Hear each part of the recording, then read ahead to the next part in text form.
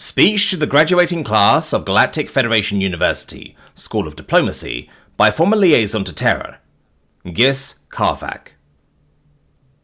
We underestimated them, the humans, despite observing them for 3 rotations of their sun from their outer Kepler belt. We still didn't really understand what sort of people they were. We, the Liantra, are often assigned by the Galactic Federation as monitors. We thought we were the experts in assessment, and our long lives make us ideal for studying species on the cusp of interstellar travel. The humans were still a long way off, but we thought it would be the ideal way to civilize these primates. A slow, measured approach was needed to keep these tribal and violent beings from becoming a problem. Then, of course, a thrice-damned Kizrak crashed one of their little cruisers into a cornfield in the center of one of the most populous continents. We wondered how they would respond, and it was up to us as the official monitors of the humans to get them out. We wondered what they would do to him, what stories he would have to tell. We never expected him to be unhurt, but nearly unintelligible, but you would too if you were that drunk. We had our reasons for suspicion. Human history, like most species that haven't solved the scarcity problem, is, I suppose, violently tribalistic. They fought over everything, and were constantly at each other's throats. Again, that's not all that unusual, as your xenopolitics and xenophysiology professors have no doubt told you. Our monitors were mainly there to help humans along, before bringing them in as a client species to round out their development. Every species has something they do better than everyone else, and our station had a betting pool as to whether the humans would be excellent diplomats, or they might totally revolutionize military theory once they had the technological hurdles removed. We didn't realize, how could we, that humans, when outmatched and in unfamiliar surroundings, do hospitality like no one else. I know it's hard for you youngsters to remember a time before the humans changed all of our leisure time, but it's impossible to overstate how odd the concept of the humans' bar tradition was to us. We all had intoxicants, of course. Most species metabolized alcohol in a manner not dissimilar to humans. The difference was that we imbued our intoxicants in private. At most, we might imbibe in a formal dining setting or religious ritual. It was something one obtained for oneself, and was usually more about the intoxication than the flavor or presentation. The humans, on the other hand, were obsessed with hospitality. It took them about a month of constant attempts to find a drink that the Kuzrak pilot, or I suppose I should call him Ambassador Citrix, the lucky little joyrider, enjoyed. They hadn't even figured out a full language translation before they had his preferred cocktail perfected right down to a glass that comfortably fit his paw. You can always tell a human bar apart from one of the countless imitations that are sprung up. Some of them quite good, but nothing beats an authentic Terran experience. You wander into one of their establishments, at a spaceport or planet site, and push through the swinging doors they always insist on, even if it's on the other side of an airlock. Your eyes adjust to the dimmer lights they seem so keen on, and you can see the many colors of the bottles on the wall. There are many comfortable seats for different species. The bartender baring their teeth in the friendly gesture humans habitually generate. He asks the ritual greeting of his choice, followed by, "What's it be?" And it's not just a drink or two, it's a whole list of combinations. The choice is overwhelming if you've not experienced it before. A separate menu for each intoxicant, with alcohol being the most common, but by no means the only tipple available to the humans' guests.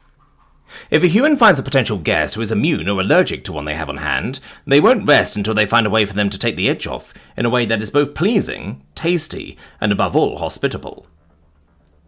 Let me walk you through what it was like for us to go into a human pub for the first time.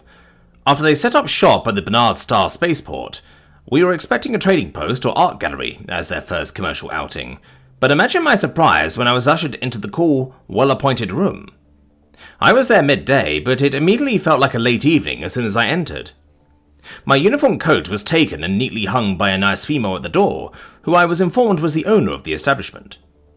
I was brought to my choice of a private booth or the bar, where I was given a hot towel to warm my hands, and greeted warmly again by the young man behind the bar.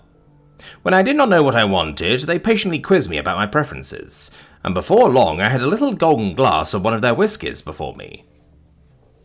All through, they asked me about my day, my job, and what I thought of the place. It's beyond friendliness. It's taking pride in the joy brought to strangers. There were rocky days, of course. The Terran city of Chicago had to be put on sanctions for smuggling the substance they call malort into galactic space, despite its status as a Class 1 hazardous substance, and the galactic moratorium on its export. Plus, there was the whole issue of human cocktail culture not really meshing with humans' perceived notions of cocktail pairing with personality, which didn't translate well to the broader phenotypes of the galactic community. When a human acquaintance of mine first saw a Trigonian, with all 10 feet of spikes and teeth common to its species, sitting at a bar with its cosmopolitan in its claw, he found the image extremely funny and couldn't explain why. It's more than just the drinks. Okay, it's mostly the drinks, but not entirely.